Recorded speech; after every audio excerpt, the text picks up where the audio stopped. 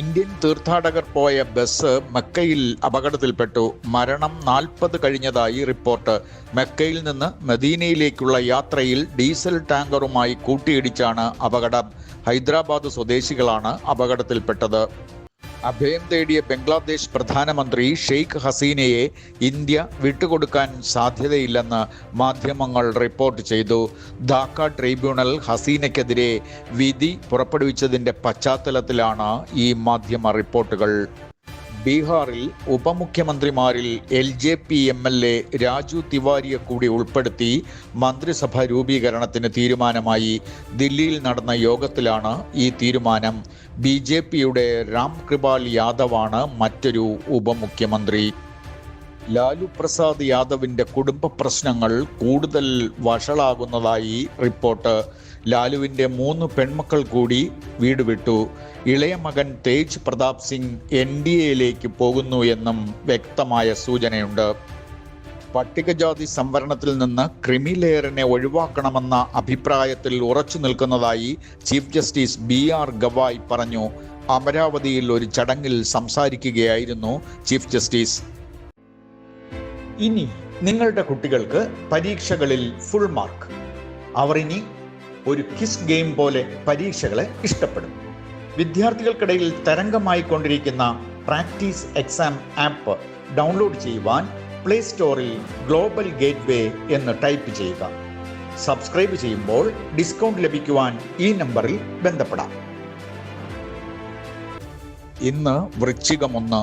ശബരിമല തീർത്ഥാടനത്തിന് ഒരുക്കങ്ങൾ പൂർത്തിയാക്കി ഇന്നലെ വൈകുന്നേരം 5 മണിയോടെ നട തുറന്നു.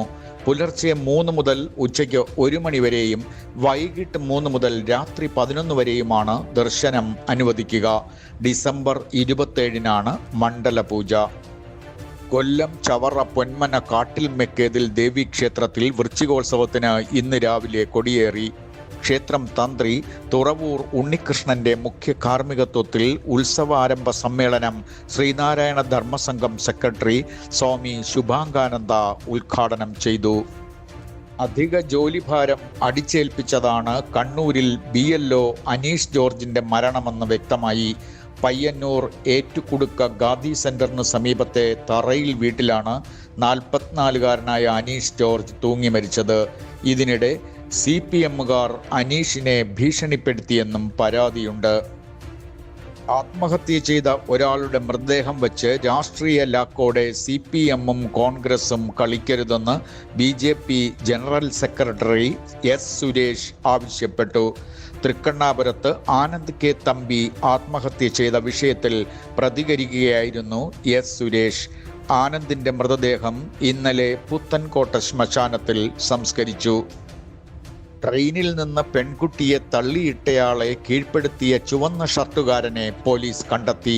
ബീഹാർ നളന്ദ സ്വദേശി ശങ്കർ പാസ്വാനാണ് രക്ഷകനായ ആ ചുവന്ന ഷർട്ടുകാരൻ.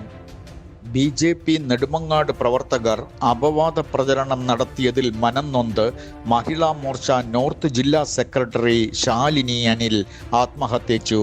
പനങ്ങോട്ടേല വാർഡിലെ സ്ഥാനാർത്ഥിയായി പരിഗണിച്ചിരുന്ന ശാലിനിയുടെ ആരോപണം അടിസ്ഥാനരഹിതമാണെന്ന് BJP നോർത്ത് ജില്ലാ പ്രസിഡന്റ് SR രജികുമാർ പറഞ്ഞു. മുൻ Deshabhimani bureau chief K. Sreekantan തിരുവനന്തപുരത്ത് ഉള്ളൂർ വാർഡിൽ CPM വിമതനായി മത്സരിക്കുന്നു. കടകംപള്ളി സുരേന്ദ്രനോടുള്ള പ്രതിഷേധ സൂചകമായിട്ടാണ് MLAയുടെ തന്നെ മണ്ഡലത്തിൽ ശ്രീകണ്ഠൻ വിമതനായി മത്സരിക്കുന്നത്. 31 വർഷം ദേശാഭിമാനിയിൽ ജോലി ചെയ്തയാളാണ് K. ശ്രീകണ്ഠൻ. തൃശൂർ പുത്തൂർ സുവോളജിക്കൽ പാർക്കിൽ തെരുവ് നായ്ക്കൾ പുള്ളിമാനുകളെ ആക്രമിച്ച് കൊന്നതിൽ വനം വകുപ്പ് deputy range forest officer PK Muhammad ഷമീമിനെ അന്വേഷണ വിധേയമായി സസ്പെൻഡ് ചെയ്തു. നടി കീർത്തി സുരേഷിനെ യൂണിസെഫ് ഇന്ത്യയുടെ ഇന്ത്യൻ അംബാസഡറായി തിരഞ്ഞെടുത്തു. തെന്നിന്ത്യൻ സൂപ്പർ സ്റ്റാർ കീർത്തി സുരേഷ് നടി മേനകയുടെയും നിർമ്മാതാവ് സുരേഷ് കുമാറിന്റെയും മകളാണ്. വാർത്തകൾ ഇതുവരെ ഇവിടെ പൂർണ്ണമാകുന്നു. കൂടുതൽ വാർത്തകളുമായി വീണ്ടും കാണാം. നമസ്കാരം.